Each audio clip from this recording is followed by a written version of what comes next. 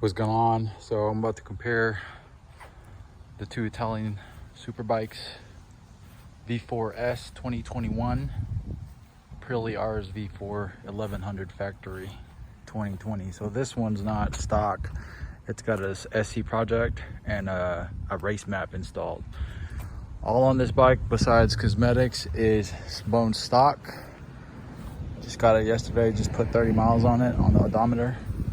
Let's talk about smoothness. Hands down, I would say this Panigale is a lot smoother than the Aprilia, especially on low speeds. It doesn't take much to get the power going on this Panigale. Instant power. It's crazy. With the Aprilia, power bands are much more linear. Across the board, perfect for the track. This one, the 1103cc, it's just instant power in your face, first, second, third, fourth. I haven't tried out, I didn't ring it up yet, still breaking it in. So smoothness, I would say the Ducati is a lot smoother than the Aprilia. Let's talk about quick shifter. Quick shifter, I mean, they're neck and neck, but if you're comparing bone stock, when this was in stock form with the stock acropipe stock mapping, definitely the Panigale would win. But since this just got a new tune, the race map, Aprilia race map, and the slip-on, is pretty much neck and neck. I would say the Ducati slightly edges it out on the quick shifter and the auto blipper, up and down, but not by a lot. It's like I said, neck and neck. Let's talk about heat. So interesting, I know a lot of people say, oh, Panigales are hot, Panigales are hot. I mean, so is the Aprilia on stoplights. I gotta kill the engine because it's way too hot on stoplights. This has technology where the rear cylinder shut off on the stoplight when it's on neutral. So it's just a different place where the heat comes out of. More or less the heat for the Panigale, it hits your legs, your thighs. That's where it hits, the outers of your thighs, when you're sitting down, because obviously the exhaust is wrapping around there, whereas this hits you up on the chest and in your face. And again, I've got to kill the engine on this on stoplights. It gets really hot. I mean, these engines are outputting over 200 horses. I mean, there's gonna be heat. Comfort.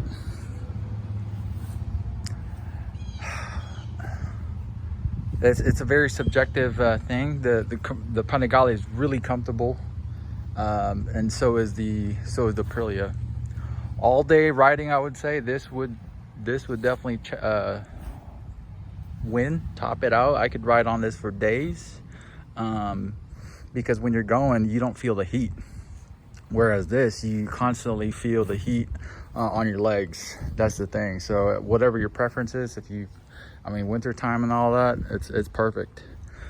This is a great all-around bike for riding. I ride 8 hours. I got this bike 4 months ago. I got over 11,000 miles on this, so I do ride it a lot. I can't compare the seats because this one's got the Louis Moto seat cover with a gel insert. I put a gel insert on there, whereas this is dead stock. I mean, it's really comfortable for bone stock. It's got the suede liner, V4. Yeah. Let's talk about just agility, flickability, handling on all that. I would say the Aprilia's, bar none, it edges it out. It's super flakeable.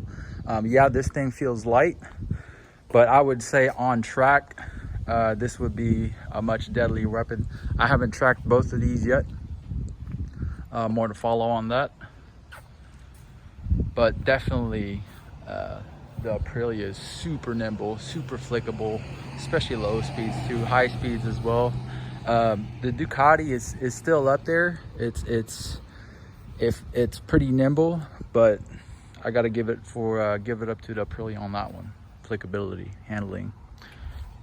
Electronics on these are pretty much, I mean, they're modern, but I mean, I'm not a superbike racer or anything to test out the full capabilities of both of these motorcycles, so I'm not going to comment on electronics. I do love, here, let's compare real quick, the dash on both. Definitely the Ducati's a much more crisp TFT display. You can't really see it on camera, but I'm telling you, it's hands down probably a generation more advanced than the apes. I do like the animation though that the ape gives you right there. So just got the race map. But yeah, that's the dash. Let's talk about sound. It's very, I mean, all this is subjective. Sound, there's nothing like it.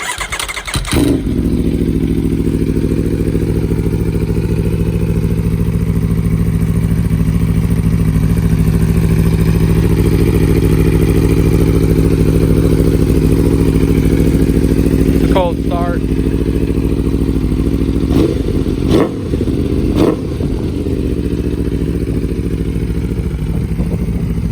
Very deep, very throaty. It's an SC project, aftermarket exhaust, full titanium.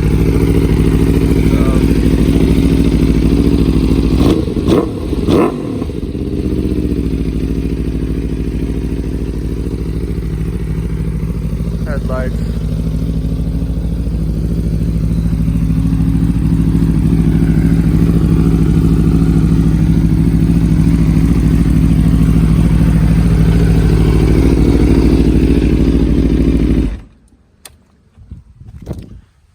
Ducati, I mean, it's a bone stock exhaust, but it sounds pretty damn good. It's got a really, really deep low rumble, low end rumble. It sounds awesome.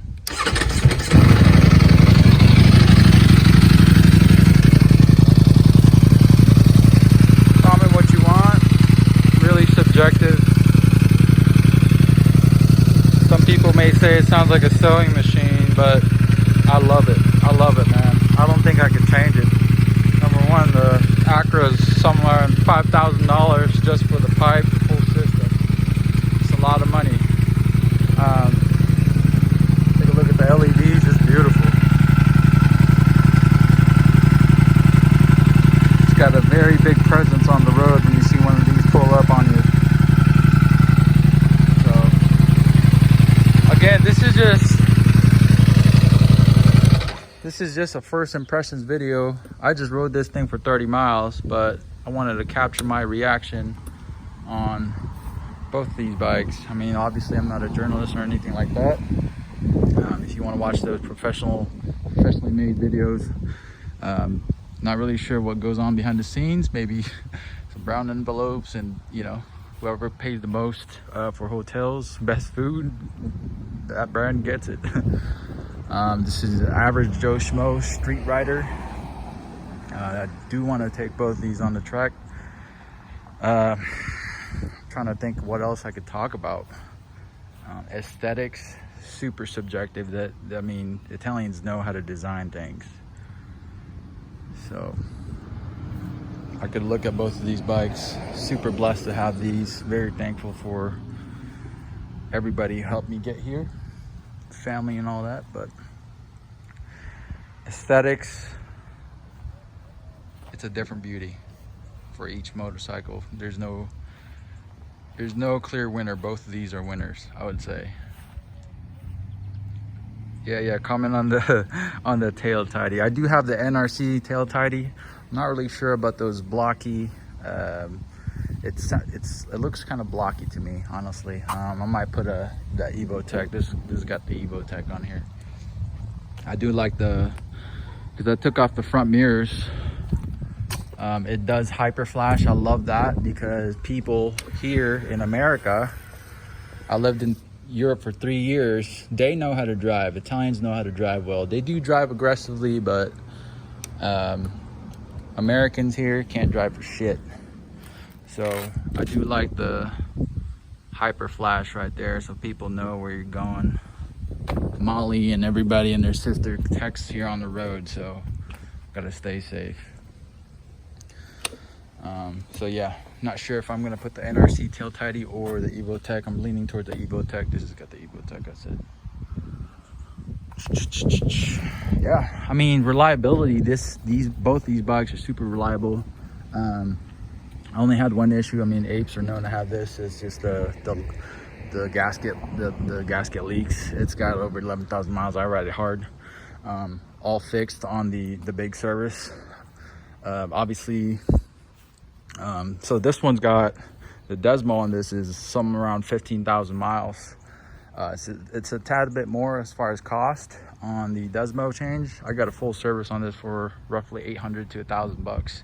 Spark plugs, air filter, valve check, valve adjustment, all that jazz. I'm sure this is a little bit more on the maintenance side. So cool, man. Definitely hit it up on the comments. So let me know what you guys want to see. Thanks for watching. Later.